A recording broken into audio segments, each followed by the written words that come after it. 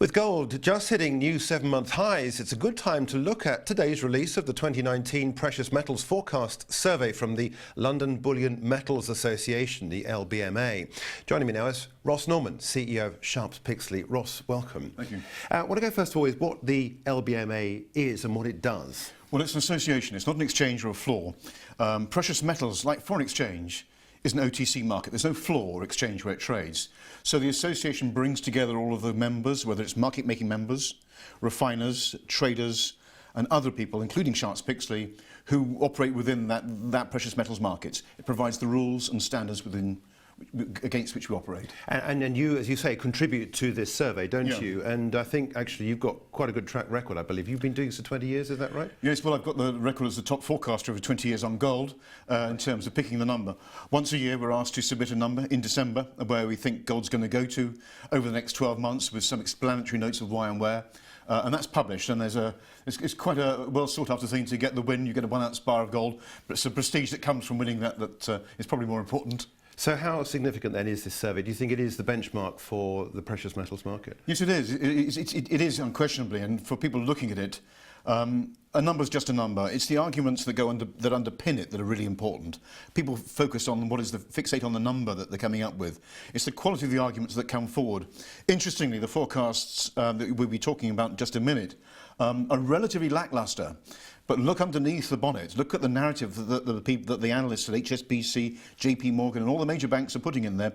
Actually, the narrative is quite strongly bullish, but the numbers are rather lackluster.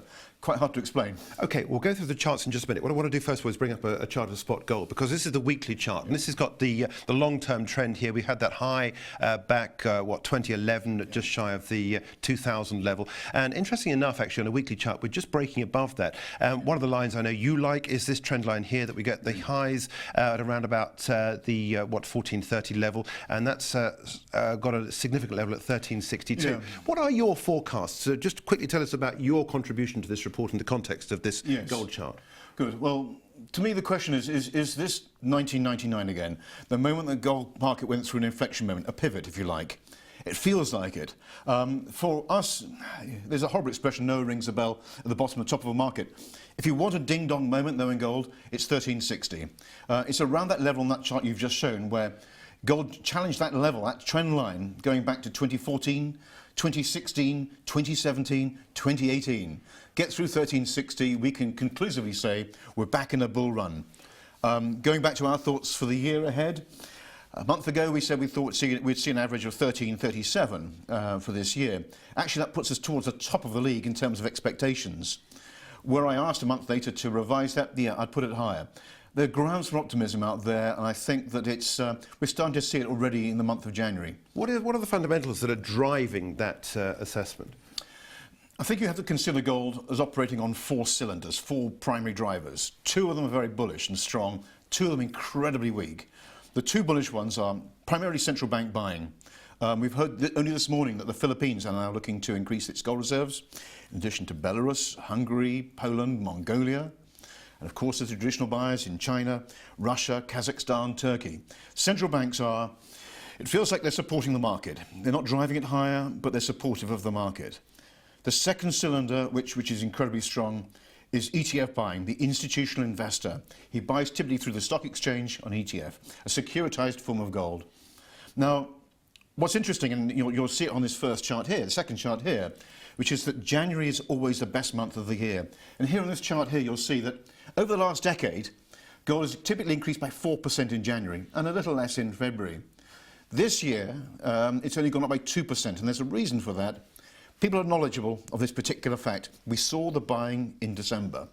In other words, the normal asset allocators that put their gold into gold at the beginning of the year thought, well, crikey, why pay 5% more in January? We'll book it now. And if you look at the second chart here, which is the gold ETF holdings, this is from the World Gold Council, their Gold Hub website, you'll see there on the right-hand side that there's 3 billion that was moved into gold, predominantly from European investors into gold ETFs. That's about 100 tons of gold, by the way. A large amount, well, we produce 3,000 tons of it or so yes, it's significant.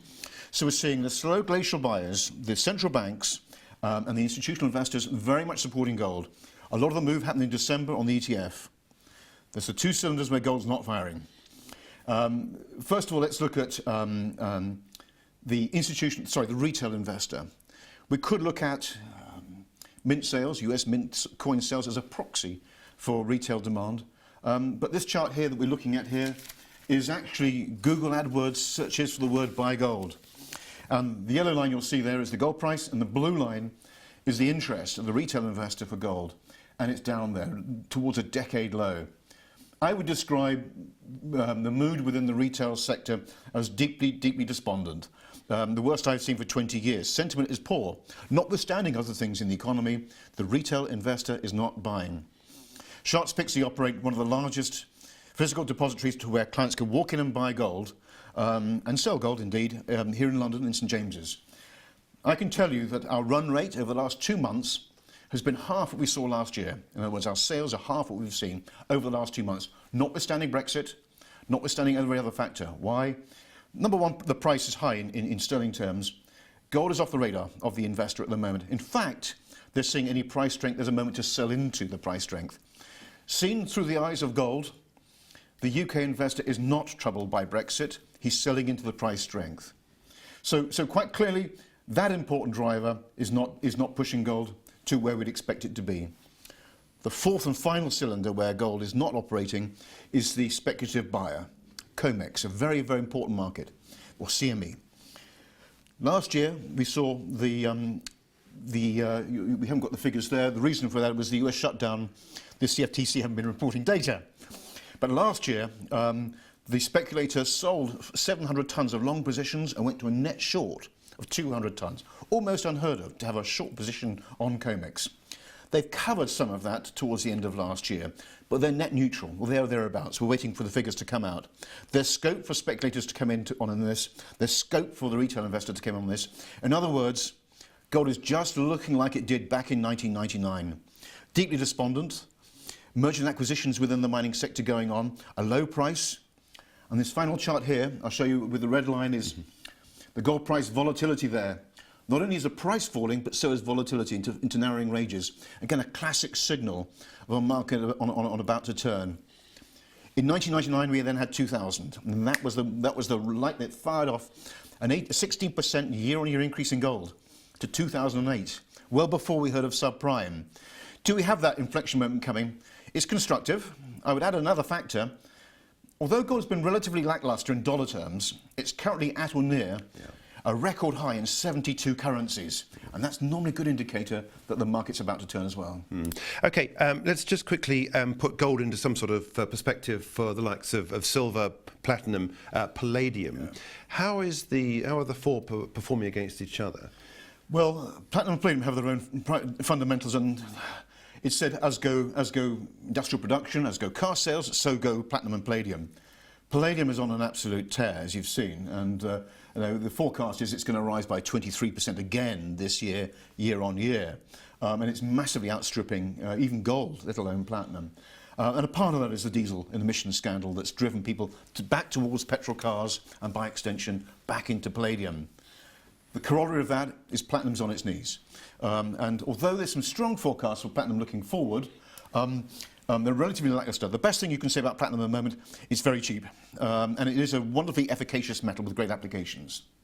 Moving on to silver. If you like gold, you must like silver plus.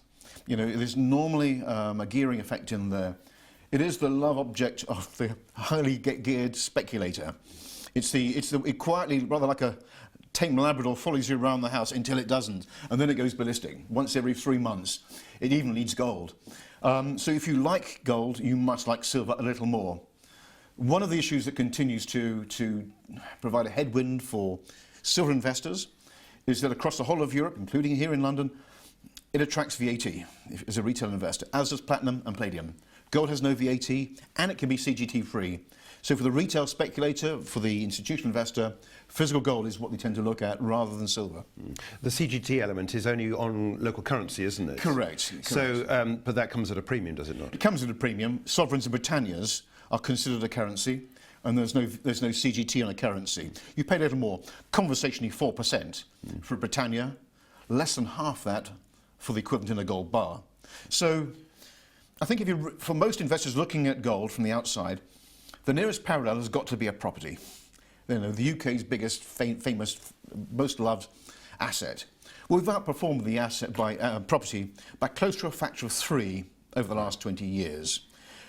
The average UK property using the nationwide index up 187%. We've done close to 440 in gold. We're more liquid. You can sell a gold within 5 to 7 minutes. Come to Sharps Pixley. 5 to 7 months for a property. And tighter bid offer spreads. Buy a second property, stamp duty, etc. 10%, less than a quarter of that for gold. The only thing we don't have is a yield.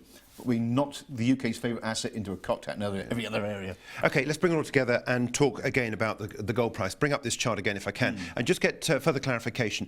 So if we get a break of this 1361 level, I think that was a spike high we saw on the 10th of April 2018. Are you then going to reassess your position and take it even further higher? Or do you think that's about as much it's going to do this year, is get as far as that and then start to peter out? Well, if trends hold true, the first third is the strong period of the year. The LMBA forecast is suggesting we've actually had the move already, if the bulk of the forecasters are to be believed. We're currently at the average that they're forecasting right now. And we've had a 2 or 3% gain year to date. I think that to get onto the radar of the broader investment community, we need to have confirmation of a bull run. And that happens at 1360. And then I think you have a self-fueling cycle of activity, and ultimately the retail investors will come in. Currently, he's sitting on his hands. He's sceptical. He's selling into gold price strength. He's not really looking at gold, despite Trump tweets, despite Brexit, despite other noise. Yeah, hashtag despite. It's always the case. Ross, look, we've got to leave it there, but thanks indeed for joining us. Hopefully have you back in, perhaps maybe before it gets to 1360, we can talk again about where we are with gold. It's good to talk to you again. Thanks indeed for joining us. That's Ross Norman, the Chief Executive of Sharps Pixley.